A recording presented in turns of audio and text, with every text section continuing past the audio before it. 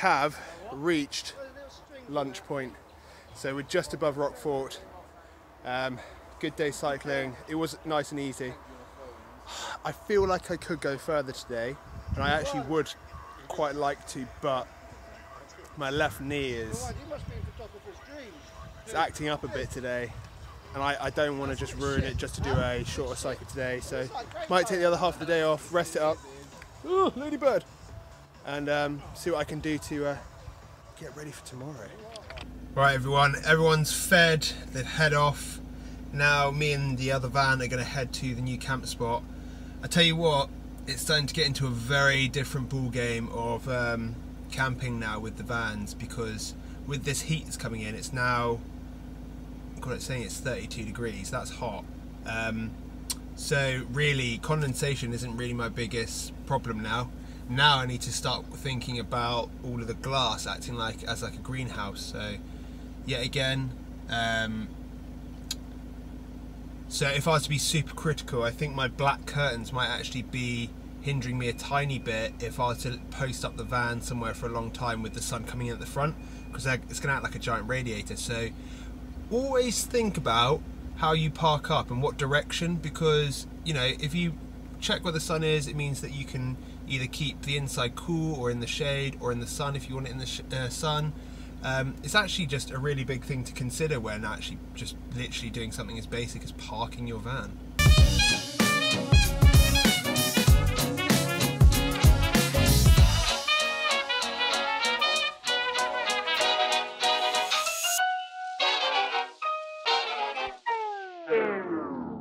Today was a glorious day. The weather was fantastic. It was hot. I managed to keep the sunburn. I'll show you what's going on here. Look, right. So look at this. Oh, I've managed to keep the burn under control, but now it's just, I'm constantly spraying sun cream now. So, but I tell you what, aside from the cycling, the van has been an absolute saviour on this trip. Oh, I'm really coming to love it more and more every time I spend a night in here as well. Simon has one of the loudest snores I've ever known, so I've actually had to go out and buy myself some bloody earplugs, haven't I? Because he actually woke me up and then proceeded to wake himself up last night just through his own snoring. But we've come to this these apartment thingies in France, and everyone's just relaxing. I'm knackered. I'm absolutely knackered. 55 miles I think I cycled today, which is definitely a personal best for me. So, chuffed. Morning my DIY nomads. I hope all of you are doing really well. Just a quick thing, really sorry for this during these couple of episodes during France, for this swap between my camera here and my phone. It is very difficult, if not like stupid, for me to try and take this camera with me cycling, because I don't have the right mounts and it weighs a lot, and that adds up on the cycle, and me actually trying to film with this is quite tricky. Like, me trying to take my hands off the handlebars would just be stupid, because if this smashes, I'm screwed. So basically, woke up this morning, I'd missed the meeting, I didn't get up early enough, and I missed the main cycle groups, so I'm with the backup van and a couple of other people that are with that sort of backup van, and we are going to meet them for lunch. And yeah, let's crack on. This is now day 5 of this is day 5 for me and Simon, day 6 for the other cycling group, because we missed the London to Southampton, but really enjoying it so far. I'm absolutely loving my fabric bulkhead. It's so awesome because if you just want some really quick privacy, you can just put it across and you can get changed in the back, and it's proved itself to be really useful. Do you know what though? I actually genuinely think that if I'd known what I knew now when I started the conversion, I might have actually kept the bulkhead and then cut out the channel so we can walk through, and space for this chair to fold back flat if I needed it ever fold back flat, and then, you know, made like a smaller curtain but still kept the sort of curtain idea going, just because I feel like the bulkhead could be like better into like more insulating, better insulated. But yeah, so if you still have your bulkhead and that takes your fancy, then you know that is a potential idea.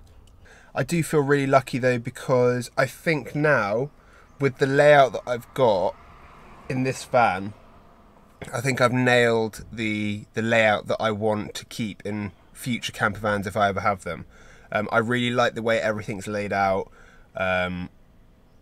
Obviously I could always do with more storage, but there is so much storage in here, and I think if I ever went to go upgrade to a brand new van, I would just basically recreate what I've done in here. One thing that I would definitely like to get in this van though is a rear view camera, so that I can see exactly where, if I'm reversing, I can see if I'm going to hit the wall or not, so I can really get close into a car parking spot, because otherwise it's a bit of like an eye game and then you have to get out the van just to make sure. That would make it very, very cool. Also, one thing that I'm definitely going to add when I get back is one of those roof little skylight fan things, because they just sound like fantastic in sort of loads of situations. If you're cooking and the steam's going up, especially I think in a hot country, all the heat will rise and you can get it to like fan out and like just generally cool down the van. So I'm definitely going to buy one of those as soon as I get back. Guys, MC Hammer has returned.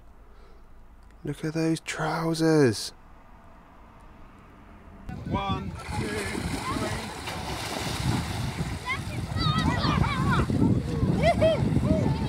Yeah, baby.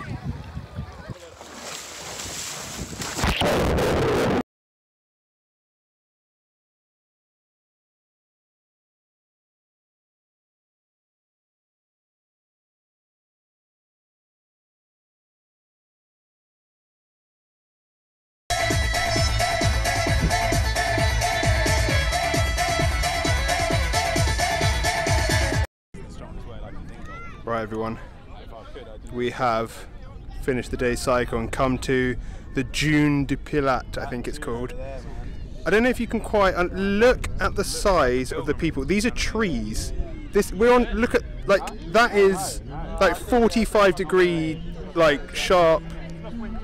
I don't actually think I can grasp how big this is.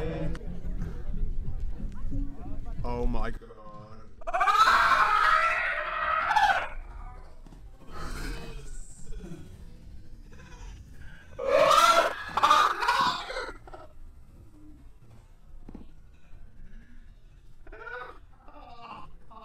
Oh, I got so much sand in my ass.